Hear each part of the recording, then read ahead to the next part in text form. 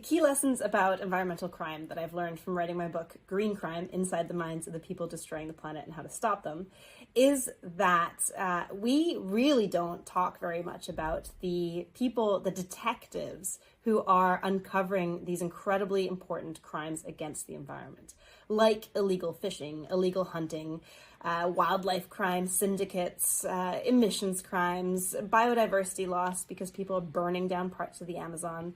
And there are detectives and investigators and lawyers who comb through these cases. And they're so interesting, the cases themselves, but also the jobs, the people who we don't really talk about, who are every single day fighting for our Earth. Our news cycles are full of stories of murder and violent crime. Podcasts are full of true crime.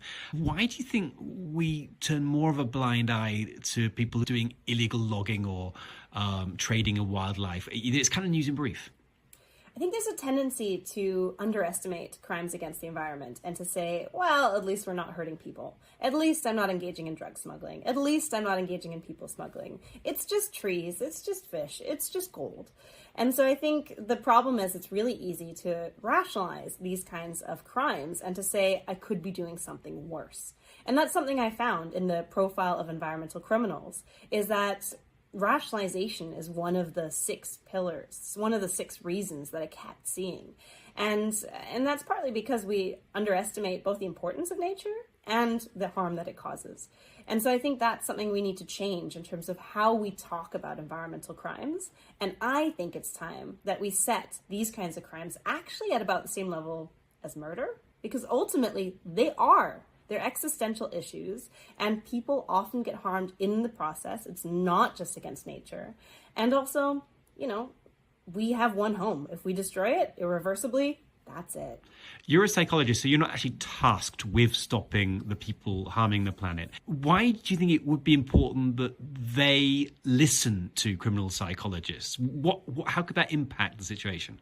I think it's essential that social scientists start talking to environmental scientists and to people working in policymaking and environmental crime, because ultimately what we study as social scientists is why people do bad things. And we've got a century of research on understanding decision-making, understanding why people make choices that are even against their own ethics, never mind other people's ethics, and how to change behavior, so behavior change. Never mind the psychological consequences of the crimes that they commit. So one thing we also often undervalue is that perpetrators of crimes also often have things like post-traumatic stress from the crimes that they perpetrate. And so all of this complexity, we've got those data. And so I think it's time for us to talk to policymakers to try and say, how can we help you to turn the how, what is the laws that we need to have, the policies, to turn that into why, and to stop the people from perpetrating these crimes in the first place. And breaking down the dynamics, I guess it makes the perpetrators more human, which can be troubling, but also gives us kind of tools to fight back. If we can understand what the dynamics are, it makes it easier to fight back. Understanding the real psychological factors that motivate people to commit environmental crimes. And really important, it's not just greed. I think that's one thing that everyone just jumps to, and it's this real stereotype. And I get really angry because as a criminal psychologist, whenever anyone makes anything that flat, he's just evil. No, he's just greedy. No, it's always more than that. And I think understanding that makes these people real human beings, and real human beings can be tackled, and real human beings can have judicial consequences.